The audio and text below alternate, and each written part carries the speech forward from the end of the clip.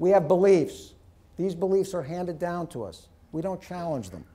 As opposed to, I believe I can ride a bicycle. And I share this with kids. They get it so quickly. I can believe I can ride a bike, but until I get my butt up on the bike, and I may fall 4 or 5 times and I may get hurt, but until I get up on the bike and I balance myself and I rotate the wheels and get to my destination, I'll never know what it's like to ride a bike.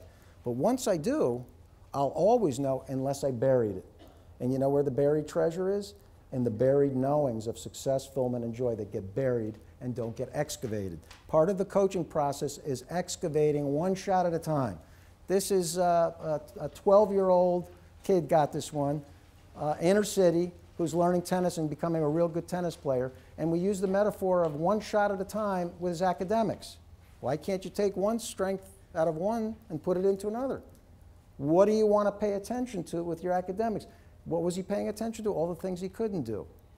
He was a verbal processor. He could get up in front of a group of 500 kids and talk like that. But if you asked him to put it in writing, he couldn't do it. What a wonderful concept to put voice-activated software with a verbal processor who wrote award-winning essays in school, who's writing his own book at 16 about his magical moments on the mountain and sharing them. He's become an activist, a positive activist, because he paid attention to one shot at a time and 10 instead of being bombarded with many and feeling the pressure, oh my God, I've got all these ideas, I have to act on them right now. That was a belief. He knows when he takes one shot at a time, things are better. Big belief. Ladder. Why a ladder?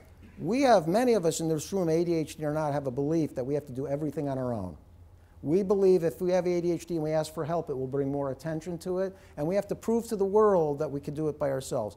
Well, the strongest ladder that we have is not a straight ladder, because if I take that straight ladder and I put it in the middle of the room and I let go, it will fall flat on its face. The strongest ladder rests against a wall, but we got to choose that wall very carefully. It's got to be people who embrace our unique brain wiring, not make fun of it. It's got to be people who see the goodness in us and not the deceit and the negativity.